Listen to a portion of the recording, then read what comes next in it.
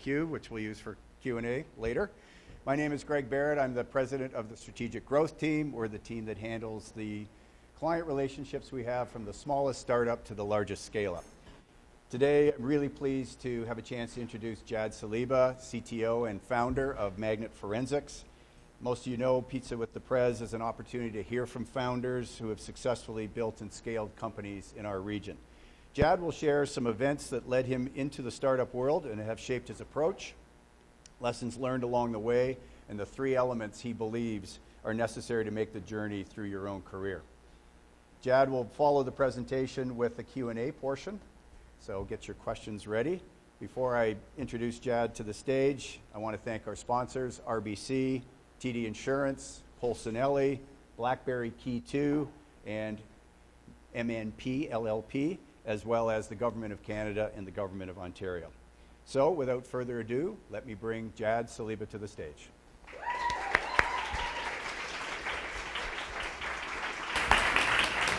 And Jad is properly mic'd, so he doesn't have to use this cue when he's doing his presentation. Wish I could, though. That's kind of fun looking.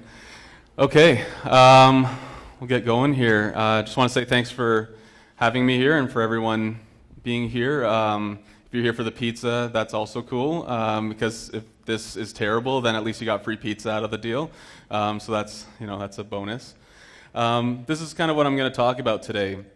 Just a little bit about my journey into the startup world in my previous career, and some lessons learned along the way, and some things that I think are really important, and obviously I think that everyone should kind of think about these things as they go through their own journey and they're building their startups or working at a startup. I'm not here to talk to you as some sort of expert in how to do all this stuff. Like I said, it's my experience. Hopefully you can benefit from it or learn something from it, but everyone's going to have their own path. So, starting at the beginning, or not too far back, but kind of always had an interest in software and technology as a teenager. I just liked figuring out how to make computers do things for you, because they're a lot faster than us at doing stuff.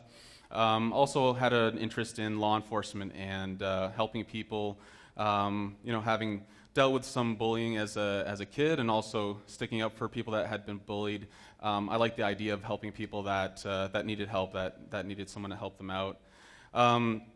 So I got hired I spent a bit of time in the IT industry in Waterloo here at a large company, and shortly after got hired into the Waterloo Regional Police as a police officer. And when I first got in there, I didn't want anyone to know that I had the computer background or skills. I didn't want to get pigeonholed as the computer guy, so I just wanted to be a cop on the road. And I had all these plans. I was going to maybe get into the tactical unit or other specialized units, guns and gangs, all the really interesting things that you can do in policing. And I really like this quote by Mike Tyson, because I've found in my life anyway, you do sometimes have a plan or a way that you think you're going to go forward, and then kind of life throws you a few punches or a curveball, and that kind of changes for you. And that's kind of what happened to me in 2007. Couple punches in the mouth, actually. I first had a pretty bad cruiser crash. I won't go into the details, but basically lost control on some icy roads and hit a hydro pole going about 120 kilometers an hour.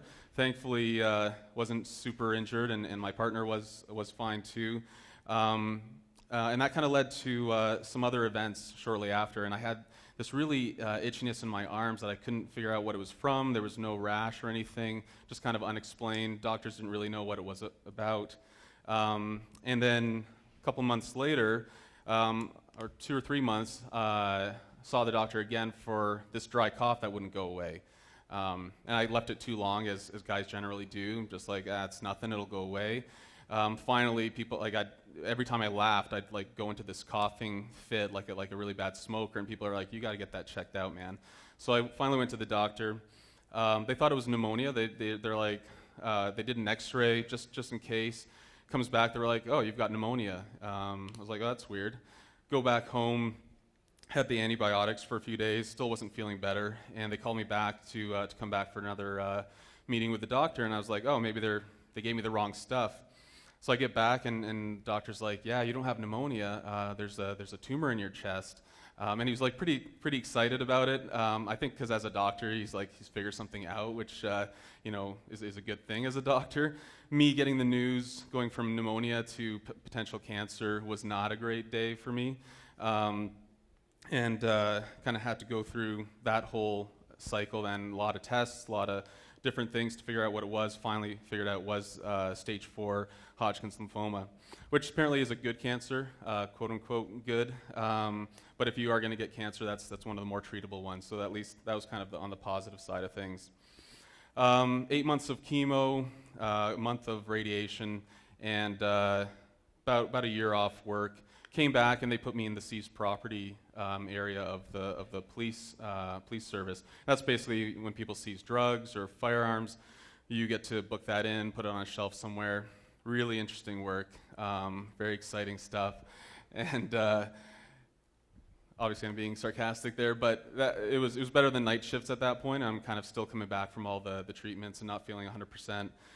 And then there was an opening in the technological crimes unit, which is where all the digital forensics happens. And having the background in IT and software, all of a sudden that sounded really interesting, combining my law enforcement background and investigative experience with computers. And the sergeant there was like, yeah, we could use some help. We'll bring you on as a temporary person, and ended up keeping me there for about 3 years. So when I got into that unit, I didn't really know much about what they did in tech crimes or kind of the types of cases they dealt with there. And certainly on the street, you deal with a lot of difficult things, but it didn't really prepare me for what I saw once I was in tech crimes. And this is a friend of mine who's still with the police service here in Waterloo, we got hired at the same time. He works in the human trafficking branch now, the human trafficking unit inside the intelligence branch, investigating human trafficking. And he does some presentations here and there to kind of raise awareness about this problem of human trafficking and what it actually is. Really smart guy. But he makes this really simple quote or statement in one of his presentations that I wanted to quote because it kind of resonated with me. And he said when he got into human trafficking investigations, he didn't really know what that was all about. And he said it's really easy to get passionate about this stuff quickly once you realize what you're dealing with there. And I kind of experienced the same thing, especially with child exploitation cases, seeing kind of what happens in those types of cases. And I won't go into details because it's things that most people will never have to know about or experience, hopefully, and rightfully so. But it's much, much worse than you think when you think of child exploitation or if you've heard the term child pornography. Unfortunately, it's much worse than that. So a lot of different types of cases: homicides, child exploitation, frauds, drugs, human trafficking, and so on. Sorry, I'll just go back a few more things here. So one day, some detectives came in and they had a laptop from a victim of harassment. Her ex was harassing her, and he'd been arrested for domestic violence, and he was on probation, but on terms to not communicate with her indirectly or directly. And he was contacting her on Facebook chat. This is 2009. Facebook chat was this new thing. They're like, here's her laptop. Can you get those chat messages so we can arrest him and charge him with harassment? We kind of looked at each other and we're like, not sure if it gets left behind once you close the browser. There was Facebook Messenger wasn't a thing. There's no apps. So we're like, not sure if we can help you.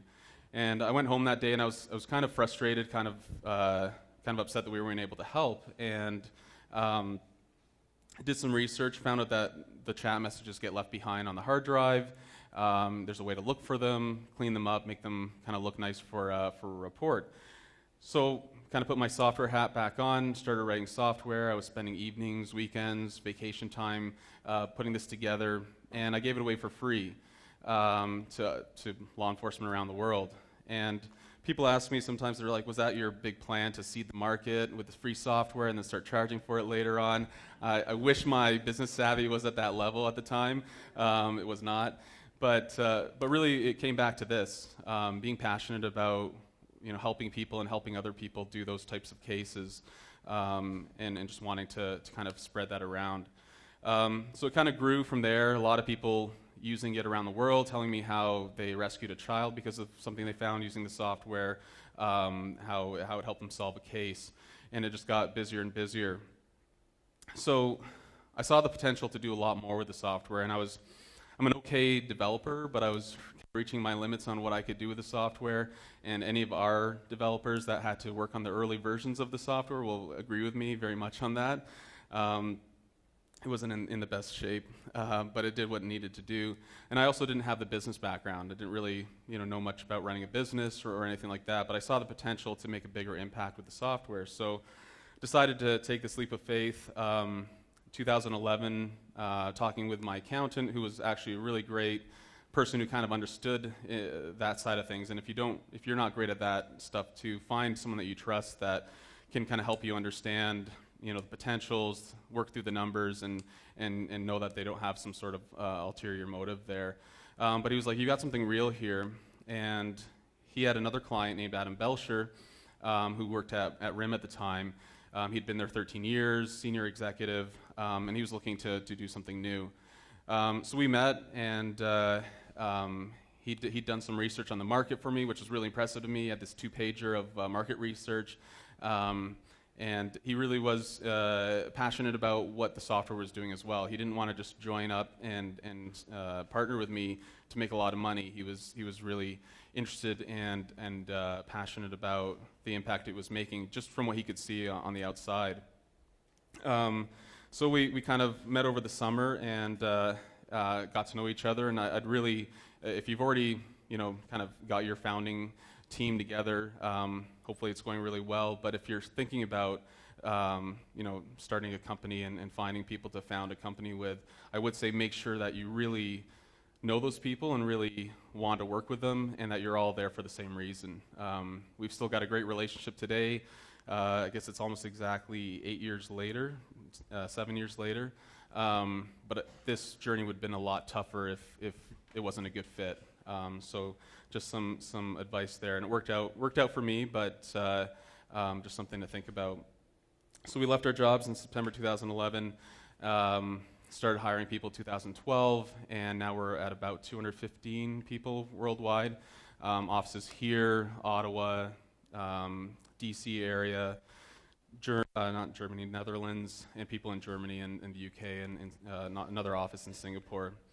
This is our office on Columbia and Phillip, and kind of just a high-level summary of what we do for those who don't know about magnet forensics. And I'm not here to talk too much about that, but just to give you a quick overview, is what we do is make digital forensic software that recovers evidence from computers, smartphones, and the cloud. So when law enforcement has legal authorization to search someone's phone or acquire data from the cloud related to someone in the course of an investigation, they can use our software to extract that data, even if it's deleted, and put that into a format that can be reviewed and analyzed by investigators. 2012, we sat down and put together our mission and vision statements. This was a really good thing to do early on. I think it's good to kind of establish that. This was very early. I think we were only maybe 20, 25 people at the time. And it's kind of helped us on the path. So having a simple mission that you can remember, that you're not just writing down in a book somewhere and then forgetting about, and that'll last the growth of the company. So impacting people's lives by uncovering the truth and empowering others to make a difference, that's really why we do what we do. And I really am a big fan of Simon Sinek and his start with why concept of, people care about why you do what you do. They don't care so much about what you do, and they'll be much more interested in what you do if they understand why. So I'd encourage you, again, if you're thinking about your mission statements or just what you're doing in your company, really think about what your why is. What's the why behind your company and you personally? And then our vision is to help modernize policing for the 21st century. It sounds really grand, but there is a lot of areas where we can help law enforcement become more modern. Some values that we also put down. We tried to keep this to a short list. We might further consolidate this down to 3, actually, since there's some overlap. But again, I think values are really important, especially as you grow. our culture when we were 5 people or 10 people is much different than it is today now with 200 plus people. And I used to kind of try to fight that a little bit as we grew, but I realized it's actually okay for your culture to change as long as it's a positive change and as long as you're still aligned to your values. I think it's really difficult to keep the same culture you have at 10 people when you're 200. It's probably not possible as much as you want to try to force it to happen. But if you still feel good about aligning to your values at 200 people, 500 people, 1,000 plus, I think that's really good, and I think that's a good culture. So I'll take you through some of the lessons learned and some of the thoughts I have around those. So the title of the presentation was People, Purpose, and Passion, and I think it really is in that order for me, and hopefully you'll like some of these points as well. I like this quote a lot. It's sometimes attributed to Plato, but Socrates as well. Really old people that were smart, so we can trust it, because that's how that works. But I really feel strongly about this, and I'll admit when I first started in the startup world, because of how impactful and important what our customers are doing, when we're recovering evidence and they're using our software, if there's a bug, it doesn't mean I can't print something right now. It means that potentially we didn't find the evidence that could put someone in jail, or we didn't find the evidence that could exonerate an innocent person. So pretty impactful stuff, and they're saving kids and they're putting murderers away. And I kind of felt the customer comes first. They're number one, customer first, and then employees. And I was wrong about that. And I think what I learned over time was that people come first, and they have to come first, and it's the right thing. And from there, your customers will get the better treatment. They'll get the best treatment, because if your employees are happy and you're treating them well, because it's the right thing to do, they'll also treat your customers well. The customer support people will be much happier to deal with difficult customers. Sales and marketing people will be much happier to do their jobs. Developers, testers, they'll all be in a much better place to do their best work. So I really felt that was a lesson learned for me. And just to this quote, I talked about some of the tough times I've gone through. I'm sure some of you have gone through tough times. There's probably people in the room right here that are dealing with something very difficult right now that nobody knows about. It's hard to tell because people don't generally wear that on their sleeve all the time, but there probably are people that are dealing with something difficult.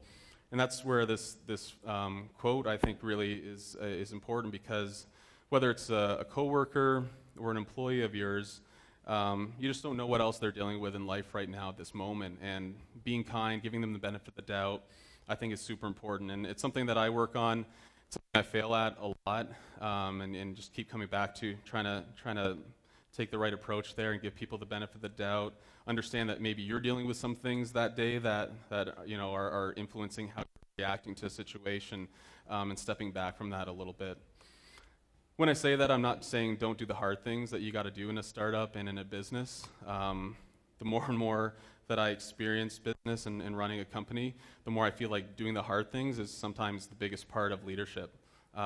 It's the toughest thing. It's the thing that everyone kind of wants to stay away from if they can. Just it's human nature.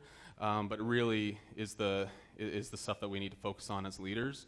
It's the things that we owe our coworkers and our employees, is to do those difficult things. Some examples of people first. Just going back to my early example of my cruiser crash.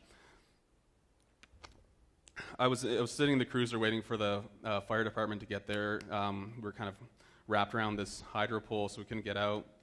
And the inspector on duty comes to the scene, and the inspector on duty is basically the white shirt senior management that kind of patrols a little bit of the city, and they show up. Basically, if they show up, you've either screwed up really badly or it's a big call.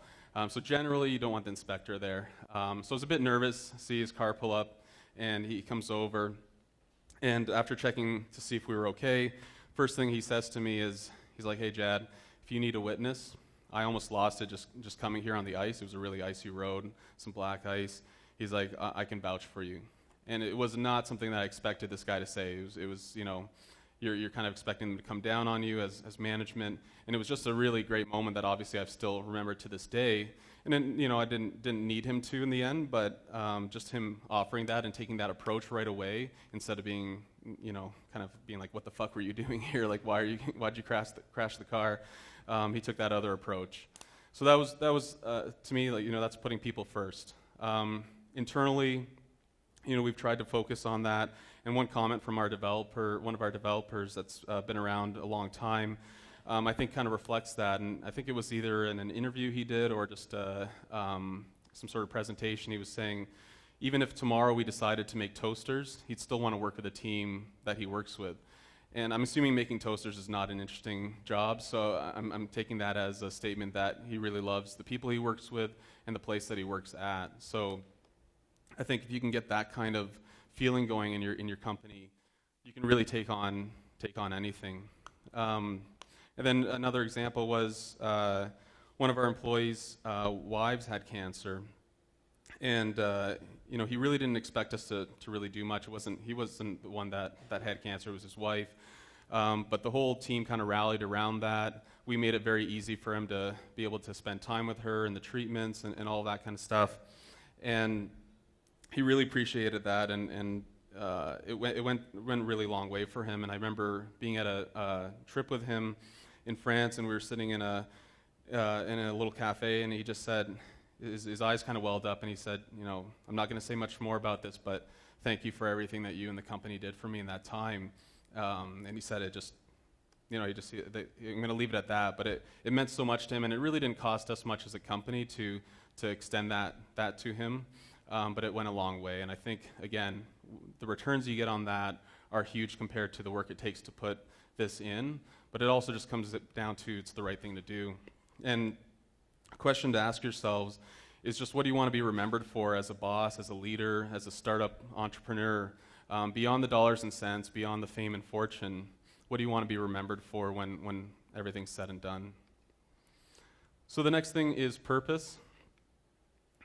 I don't know if anyone's read this book. Hopefully the title's not offensive to anyone. I've already dropped an F-bomb. One of our law enforcement customers that did a presentation with us said, listen, I'm not well educated, so I make up for that by using profanity. That's kind of my situation too. Really great book.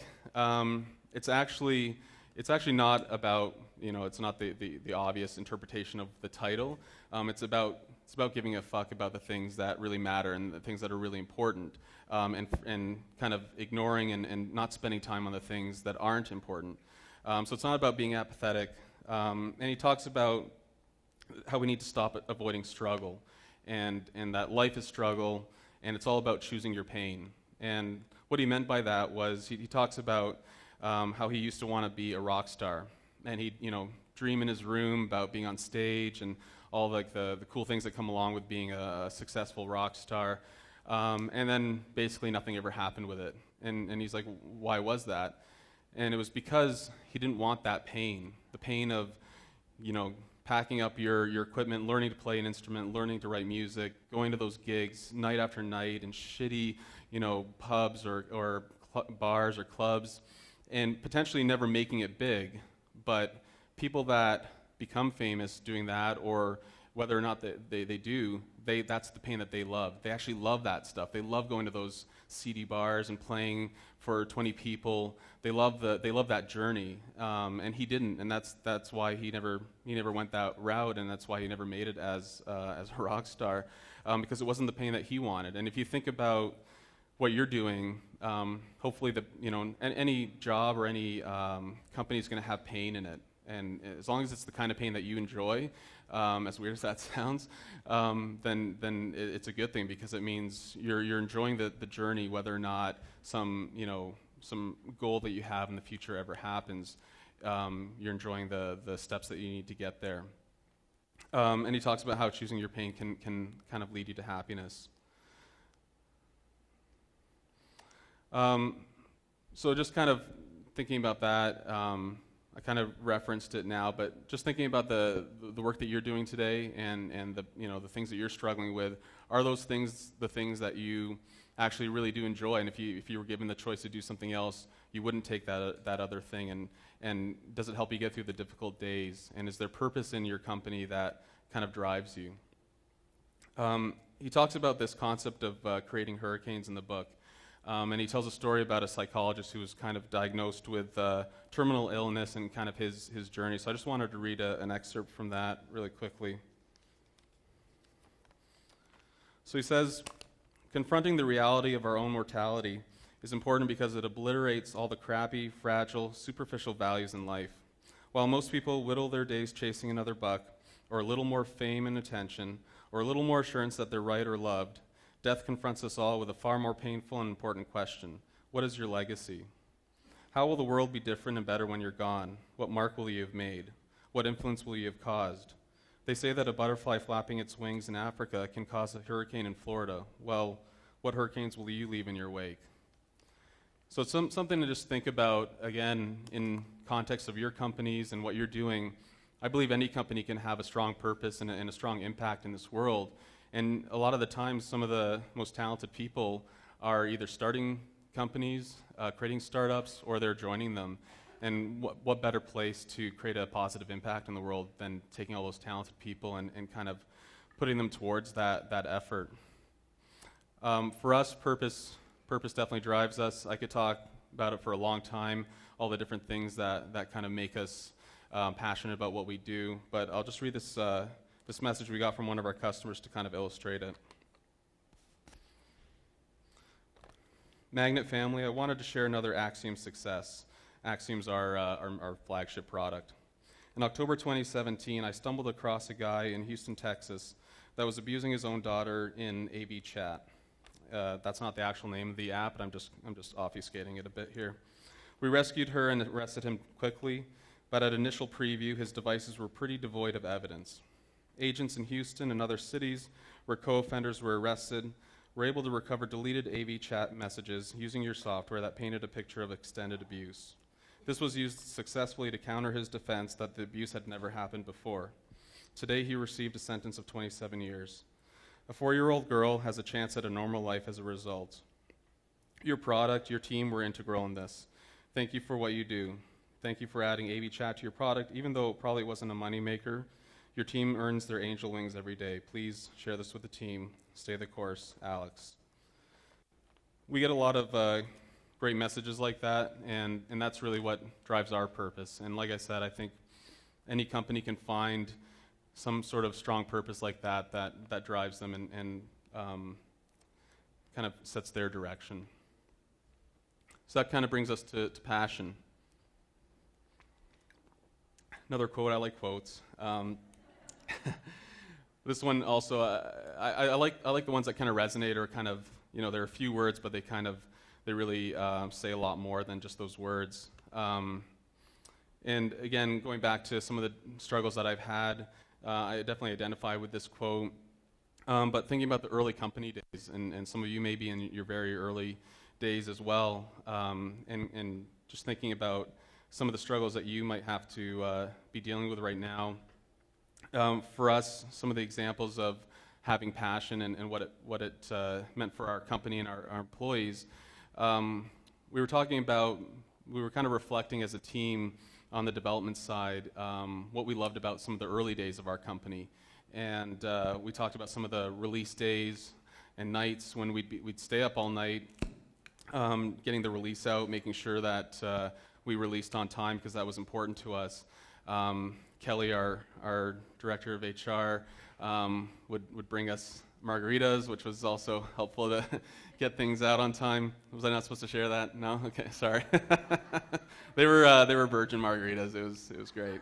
But we talked about what was great about that. Was it the fact that we stayed up all night working on the release?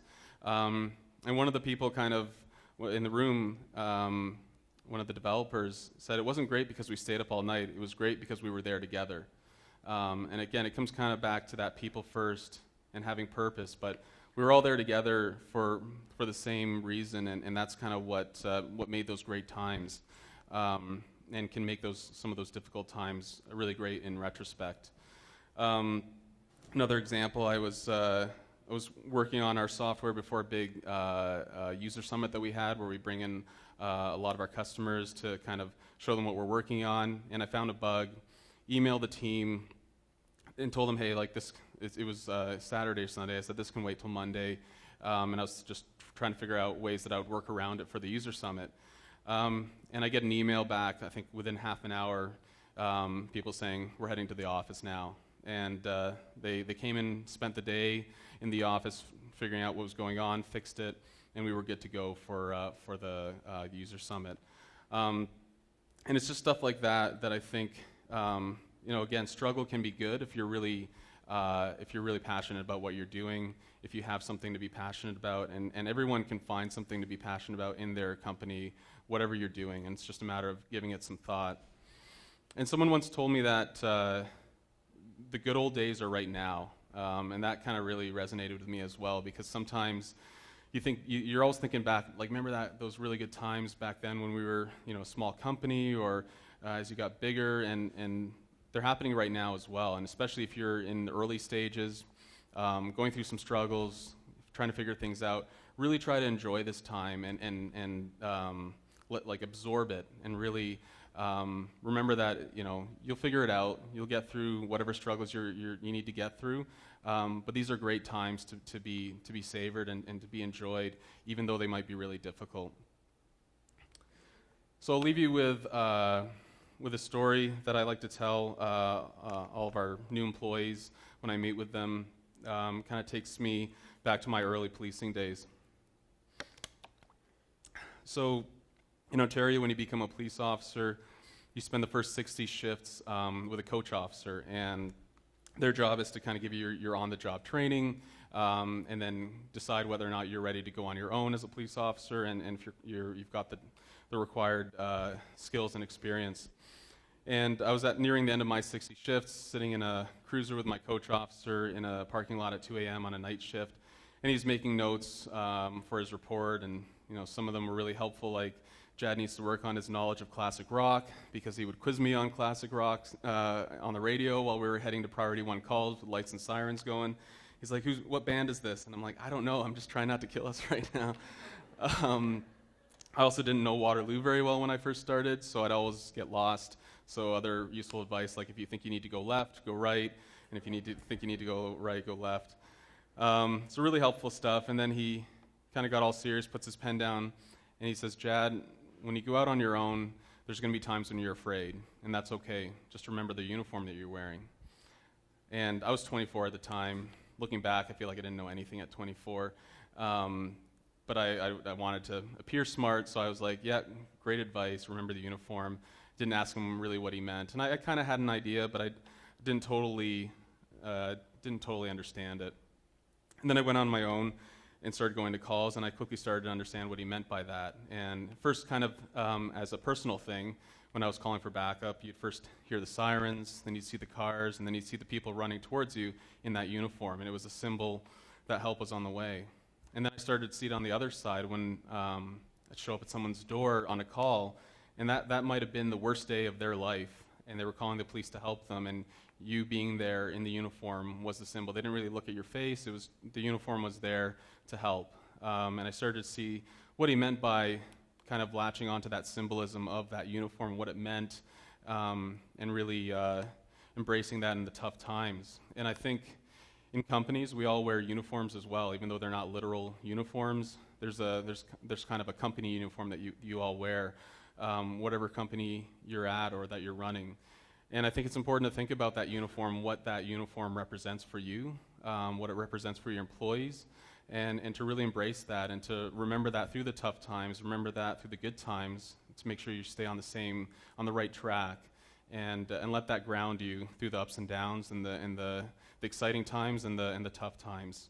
So I hope you'll put people first in your organization. I hope you'll find a lot of purpose in what you do, and I hope you'll be passionate about it throughout. And thanks for your time. That's all I have. Thanks.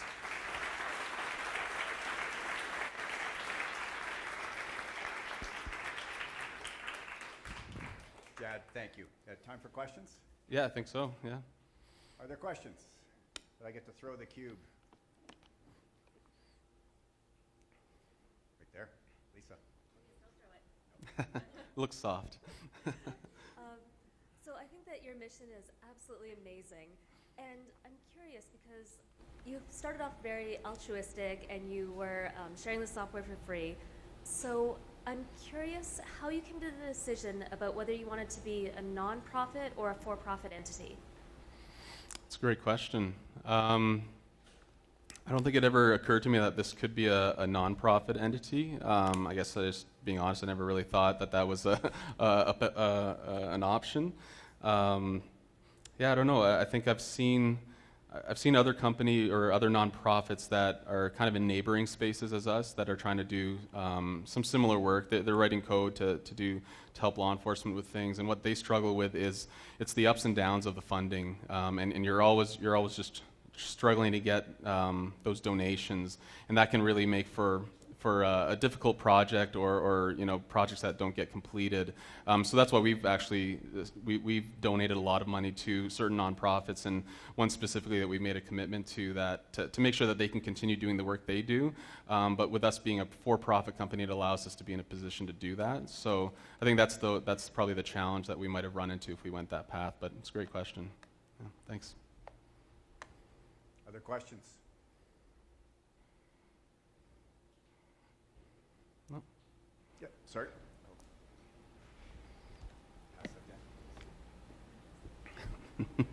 This is awesome. Don't say anything.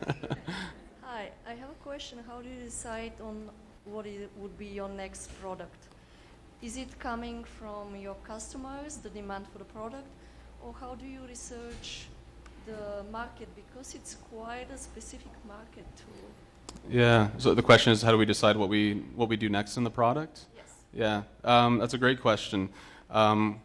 We've always felt very strongly about listening to the customer and letting that drive our next steps. I go to a lot of conferences. I go to a lot of customer meetings, and what I've found is that can be a painful thing sometimes if you're getting bad feedback, if there's a bug in the product, or people are unhappy with something. But it's great as a founder to hear that firsthand. It doesn't allow you to kind of stay safe in the office back home, kind of hearing it secondhand or thirdhand from employees that have gone.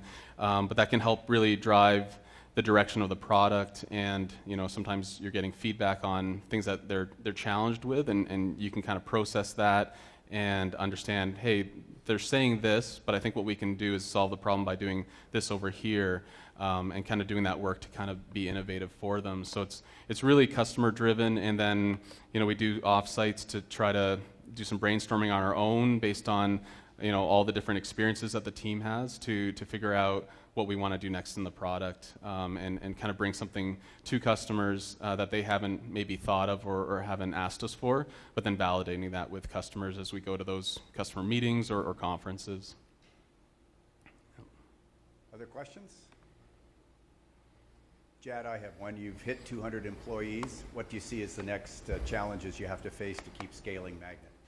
I think for us, we recently acquired a company in the Netherlands, and we've really gone from a single product company to a multiple product company. So I think the challenge for us right now that we're working through is restructuring the company and how we do our work internally and how we set our goals to kind of serve that multiple product environment that we're in now, managing companies that are across the globe, working on different products, and just kind of taking how we've always done business and transforming that into a way that'll be successful for these multiple products and multiple kind of product lines and solutions. So, yeah. Tony? Hi, Jad. Hey.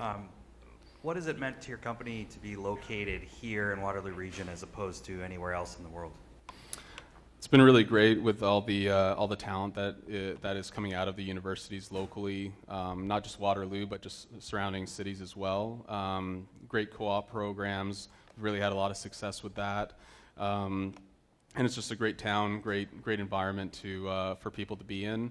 So it's been really good for us. I think Ottawa's been really good too, but I think if we went back and had an option to be somewhere else, I think we would have picked Waterloo all over again. Time for one last question.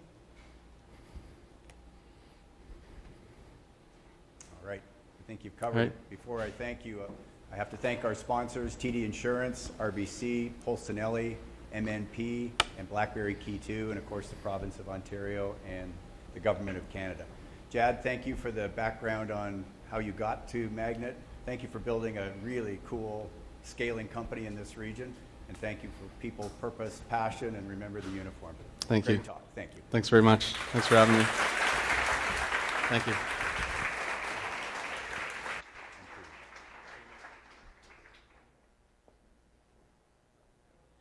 That was wonderful. Thank you. Yeah, really cool. You know, I lose sight.